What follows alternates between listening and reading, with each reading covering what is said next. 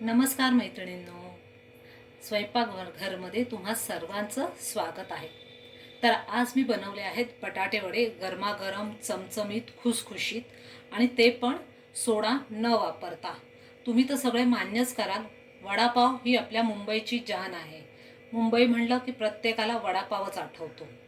तर चला आज आपण वडापावची रेसिपी बघूया. तर बटाटा वड्यासाठी लागणारं साहित्य बघा: 3 चमचे तेल, 7-8 कढीपत्त्याची पानं, 1 चमचा राई, 1 चमचा जिरं, पाव चमचा हिंग, अर्धा चमचा हळद, 7 ते 8 हिरव्या मिरच्या, लसणाच्या पाकळ्या. हे बघा, हे लसूण जास्त आहेत, थोडे मी चटणीसाठी सुद्धा वापरणार आहे. बेसन पीठ 1 मोठा बाउल भरून, चवीपुरतं मीठ, चिरलेली कोथिंबीर, 1 चमचा मिरची पावडर, तिचं आपल्याला चटणीसाठी लागणार आहे. आणि हे 6 बटाटे आहेत, मी उकडून थंड करून घेतले आहेत. आता बटाटे आपण पहिल्यांदा मॅश करून घेऊया. तर ह्या बघा 10 ते 12 लसणाच्या पाकळ्या आणि ज्या 7 ते 8 मिरच्या आपण घेतल्या होत्या त्या आपण मिक्सरला बारीक वाटून घेऊया. पाणी टाकू नका मैत्रिणींनो, फक्त 1-2 सेकंद फिरवलं तरी बारीक होऊन जाईल. तर हे बघा, लसूण आणि मिरची मी वाटून घेतली आहे, अगदी बारीक पेस्ट नाही केली.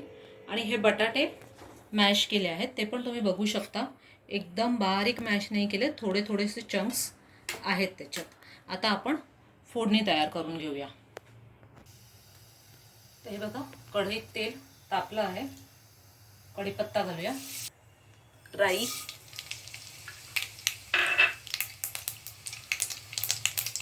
जिरं,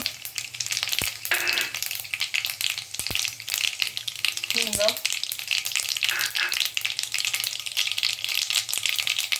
हळद आणि आपला ठेचा.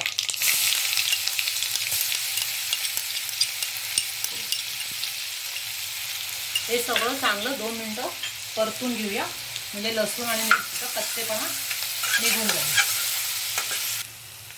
आता मी फोडणीतच मीठ घालून घेते चवीपुरतं, म्हणजे ते बटाट्यांना सगळं व्यवस्थित लागेल. आणि आता बटाटे ॲड करूया.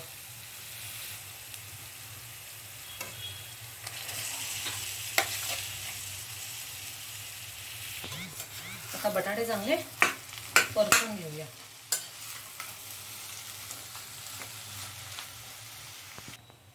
तर ही बघा, आपली बटाट्याची भाजी झाली आहे.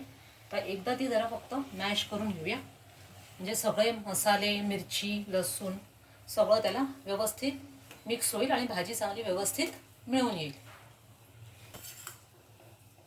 तर हे बघा, आता आपली भाजी झाली आहे. आता आपण गॅस बंद करून ही भाजी थंड व्हायला ठेवून देऊया आणि तोपर्यंत आपण बेसनाचं पीठ भिजवून घेऊया. कोथिंबीर घालून घेऊया. कोथिंबीर नीट मिक्स करून घ्या पूर्ण भाजीमध्ये. सुगंध एवढा मस्त सुटला आहे भाजीचा की तोंडाला पाणी सुटलं आहे की कधी बटाटे वडे खायला मिळतात. आता बटाटा वड्याच्या कोटिंगसाठी लागणारं आपण बेसनचं पीठ बनवून घेऊया. त्यात आपण मगाशी बघितलेलं हे 1 बाउल, मोठा बाउल भरून बेसनचं पीठ, पाव चमचा हळद आणि चवीपुरतं मीठ एवढंच घालायचं आहे याच्यामध्ये. आणि पाणी थोडं थोडं घालून तुम्ही मिक्स करा, एकदम जास्त पाणी घालू नका. हे बघा, आधी मी फक्त अर्धा ग्लासच पाणी घातलं आहे, अर्धा ग्लास तसंच आहे. आणि आधी हे नीट मिक्स करून घेऊया. त्याला वाटेल तेवढं तुम्ही पाणी ॲड करा. हे बघा, पाण्याची गरज आहे आता आपल्याला, तर अजून मी पाव ग्लास पाणी ॲड केलं ह्याच्यामध्ये आणि नीट मिक्स करून घेऊया. तर हे बघा, हे बेसनचं पीठ भिजवून झालं आहे, पण मला असं वाटतं हे आपल्या जे भाजी आहे त्याच्यासाठी कमी पडेल, त्यामुळे मी अजून अर्धा वाटी बेसन ॲड करते. थोडी हळद आणि मीठ पण ॲड केलं आणि अर्धा ग्लास पाणी ॲड करते आणि आता मिश्रण मिक्स करून घेते. तर ही बघा, आपली आता भाजी पूर्ण थंड झाली आहे. तर आपण मध्यम आकाराचे बटाटे वडे करून घेऊया. हे बघा, मी ना खूप लहान बटाटे वडे नाही करत, कारण आपला जो पाव असतो ना त्याला तो पुरायला पाहिजे, नाही तर मग ते पावात एकदम कमी होतात. तर आपण साधारण ह्या साईजचे बटाटे वडे करून घेऊया. तर हे बघा 15 वडे तयार झाले आहेत. हे मध्यम आकाराचे. आपलं बेसनचं पीठ पण इथे चांगलं सेट झालं आहे. कढईत तेल गरम करायला ठेवलं आहे. तेल जरा थोडं वड्यांसाठी तुम्हाला जास्तच घ्यायला लागेल, कारण पूर्ण ते वडे आपले तेलात बुडायला हवेत. तेल चांगलं तापलं की मग आपण वडे सोडायला सुरुवात करूया. आता तेल चांगलं तापलं आहे, तुम्ही बघू शकता. गॅस मोठाच आहे, गॅस बारीक करू नका. मोठ्या गॅसवरच आपल्याला वडे तळायला टाकायचे आहेत. हे बघा, एक वडा याच्यात बुडवला.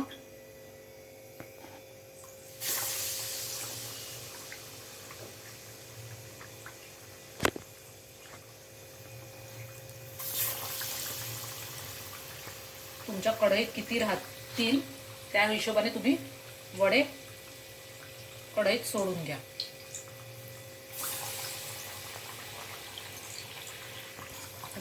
हे बघा, एका बाजूने वडे झाले आहेत. आता आपण परतून घेऊया.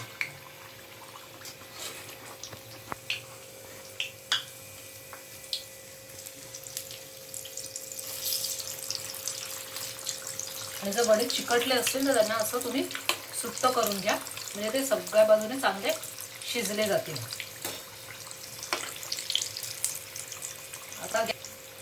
आता मी गॅस जरा मध्यम करते, म्हणजे व्यवस्थित ते कोटिंग आपलं बेसनचं शिजलं जाईल.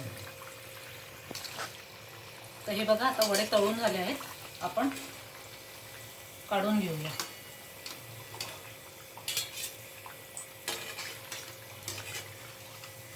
आणि हा जो चुरा आहे ना, तो पण आता तुम्ही काढून घ्या ह्याच्यातच, नाहीतर तो पूर्ण जळून जाईल.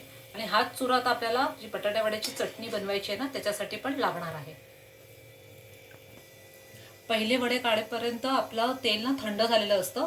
तर परत मी गॅस मोठा केला आहे आणि परत तेल जेव्हा चांगलं कडक तापलंय तेव्हाच तुम्ही त्याच्यात वडे सोडा. थंड तेलात अजिबात वडे सोडू नका, नाहीतर जे आपलं मिश्रण आहे बेसनचं ते सगळं बाहेर निघून येईल. तर तुम्हाला तर माहितीच आहे, वडापाव म्हणजे मुंबईची जान आहे. तर तुम्ही कुठे राहता ते सांगा, आणि तुमच्या शहरात काय फेमस आहे ते सांगा मला. तर बटाटे वडे तळून झाले आहेत. आता हे बघा, एवढं बेसन पीठ राहिलं आहे, त्यातला थोडासा चुरा आहे ना, तो आपल्याला चटणीला लागेल, तो आपण काढून घेऊया.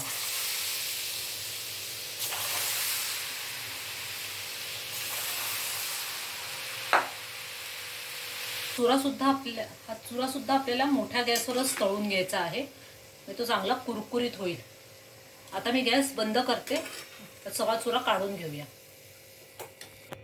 चटणीसाठी लागणारा लसूण आधी आपण जरा हलकासा तेलात तळून घेऊया, म्हणजे त्याचा कच्चेपणा नाहीसा होईल.